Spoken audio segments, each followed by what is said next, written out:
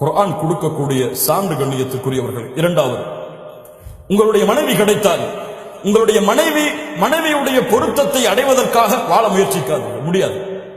எந்த பெண்ணுடைய பொருத்தத்தையும் உலகத்தில் யாரும் அடைய முடியாது. நீங்க தங்கத்தை வாங்கி கொடுங்க, கோடி கோடியா கொட்டுங்க, அந்த பெண் உங்களை கொண்டு திருப்தி அடையவே மாட்டார். வேண்டும் வேண்டும் வேண்டும், என் கணவனுக்கு அது செய்யலையே தான் யோசிப்பா.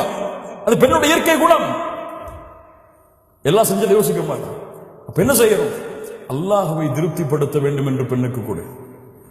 அல்லாஹ்வை திருப்திப்படுத்த வேண்டும் என்று ஒரு கவல உணவை உன்னுடைய பெண்ணுடைய மனைவியுடைய வாயில் ஊற்றி கொடு, ஊட்டு. அல்லாஹ்வை திருப்தி அடைய வேண்டும் என்பதற்காக உன்னுடைய பெண்ணை முத்தமிடு. அல்லாஹ் ரப்புல் ஆலமீன் அந்த பெண்ணுடைய திருப்தியை வாங்கி கொடுப்பான். நீ செல்ல வேண்டிய யாரிடத்தில் தான்? அல்லாஹ்விடத்தில். அல்லாஹ்விடத்திலே பொருத்தத்தை தேடி உன் மனைவி இடத்திலே நீ நடந்து கொள். அல்லாஹ் அதை பொருந்த வைப்பான்.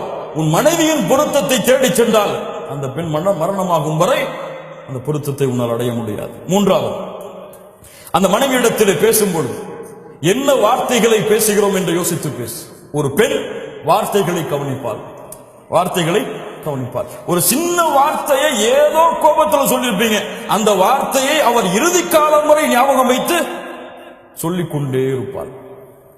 வார்த்தைகளை சரியாக பேசுங்கள். அல்லாஹ்வுடைய தூதர் ஸல்லல்லாஹு அலைஹி வஸல்லம் அவர்களுடைய முறை, அவருடைய மனைவிமார்களுடைய உள்ளங்களை வார்த்தைகளால் காயப்படுத்த மாட்டார்கள். நான்காவது, எல்லா நேரத்திலும் அன்போடும் பாசமோடும் காதலோடும் ரொமான்ஸோடும் வாழ். ஹலால் ஹலால், ரொமான்ஸ் ஹலால்.